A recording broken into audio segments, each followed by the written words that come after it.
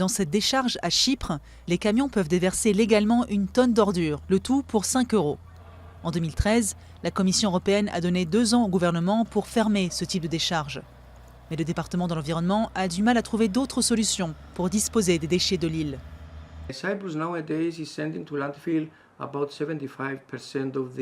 De nos jours, Chypre envoie vers des décharges environ 75% de sa production totale de gestion des déchets solides. Parce que l'infrastructure appropriée pour le recyclage, la séparation à la source et autres n'est pas en place. Considérée comme une destination sûre face à d'autres pays de la région, Chypre a enregistré plus de 3 millions de visiteurs en 2016. Un phénomène qui contribue au problème. À Ayia Napa, station balnéaire très populaire, la municipalité a installé des bacs de recyclage.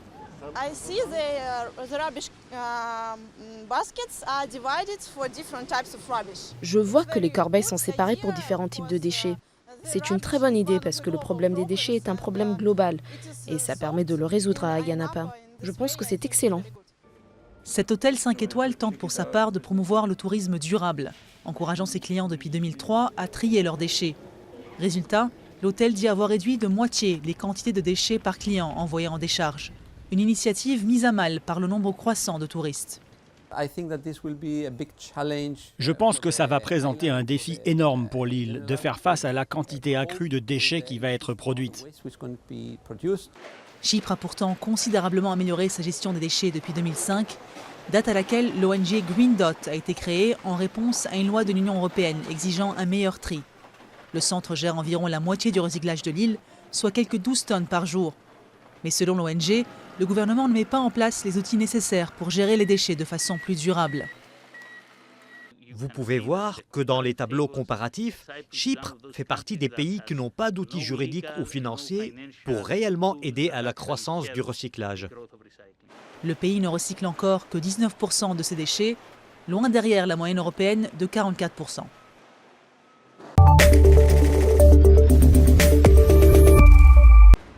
Nazir est un réfugié soudanais de 22 ans. Il y a 1 an, il dormait dans la jungle de Calais.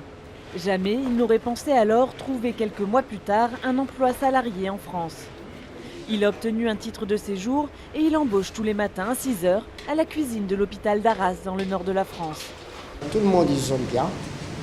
Tout le monde aime bien, tout le monde est gentil. Le chef il est gentil.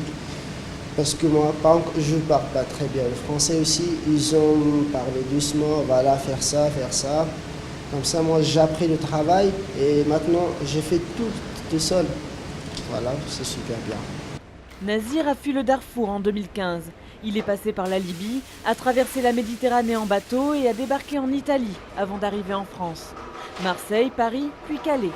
Quand la jungle est démantelée, fin octobre 2016, il est emmené en autobus au centre d'accueil et d'orientation de Croisilles, près d'Arras, avec 36 autres migrants. Le directeur se souvient d'un jeune homme à la détermination exceptionnelle. Il passait son temps, ses soirées, parfois des débuts de nuit, à faire du français. Il profitait de tous les bénévoles qui pouvaient venir ici pour apprendre. Voilà, et c'est la motivation, je pense aussi, hein, c'est d'avoir fait un parcours, ils l'ont tous, mais certains vont se contenter effectivement d'avoir un minimum de vocabulaire pour pouvoir s'en sortir, et d'autres voilà, vont être plus tenaces pour pouvoir avancer. En CDD jusqu'à la fin de l'année, Nazir rêve de passer dans quelques années le concours d'aide-soignant. Mais pour cela, il sait qu'il doit encore s'améliorer en français. Oui, bien sûr, je vais rester en France. Pourquoi pas? Parce que France, il est belle, France, il est bien. Je vais rester en France, je vais vivre en France, je vais faire ma famille en France.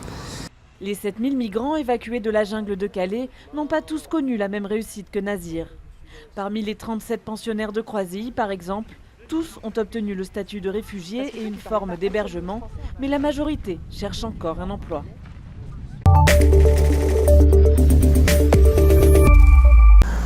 Salzano, à une vingtaine de kilomètres de Venise, une des régions les plus riches d'Italie.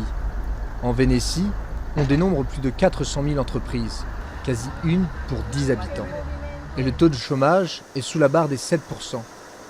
Autrefois berceau des indépendantistes de la Ligue du Nord, la Vénétie n'a plus vraiment aujourd'hui d'aspiration séparatiste.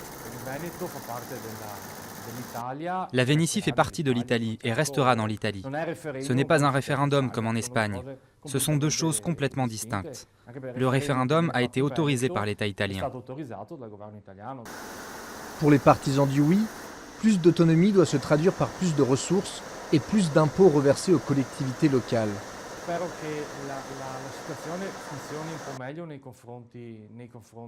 J'espère que la situation va s'améliorer pour les entreprises en ce qui concerne les délais de paiement, les avantages et les possibilités de se développer et d'être aidés par la région.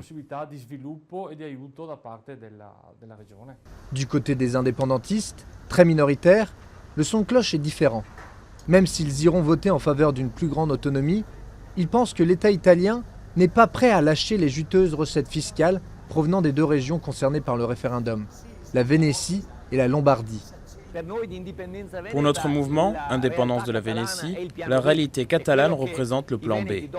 Après avoir constaté, malgré nous, que la politique et la finance italienne n'auront jamais plus de compétences d'autonomie à notre région, alors il faudra faire un choix plus radical. Le oui devrait l'emporter. Seul inconnu pour l'instant, le taux de participation, car la question ne semble pas mobiliser les masses. Pour preuve, dans les rues et sur les canaux de Venise, impossible ou presque de trouver une affiche de la campagne référendaire.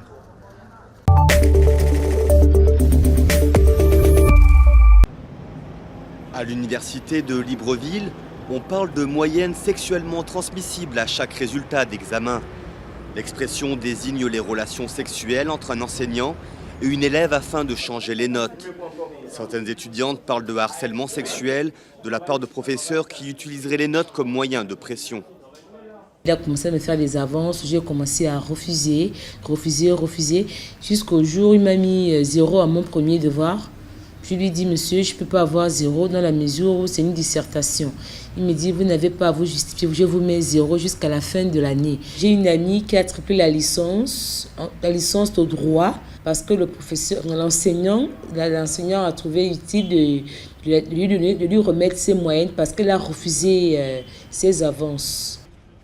Le phénomène, pas nouveau, reste tabou chez les étudiants. Peu de cas sont remontés jusqu'à l'administration. Ce phénomène existe, on ne va pas le nier, il existe, mais concrètement, il est difficile de prouver que c'est une moyenne sexuellement transmissible à partir du moment où il n'y a pas eu une plainte de l'étudiante. Nous, on subit aussi des pressions de la part des étudiants eux-mêmes qui nous proposent parfois de l'argent. Il m'est arrivé moi-même d'avoir subi ça, c'est-à-dire qu'on m'a proposé de l'argent pour remonter une moyenne. Argent ou pression sexuelle, les notes sont souvent faussées et les professeurs comme les étudiants se renvoient la responsabilité. Mais du côté des élèves, la peur de représailles sur le parcours universitaire empêche de porter plainte. Au Gabon, la loi prévoit des sanctions pour harcèlement sexuel contre toute personne occupant une position hiérarchique.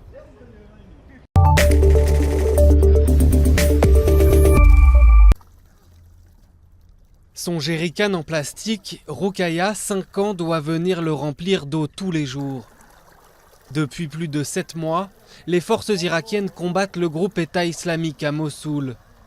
Et l'accès à l'eau courante de son village à la périphérie de la ville a été coupé.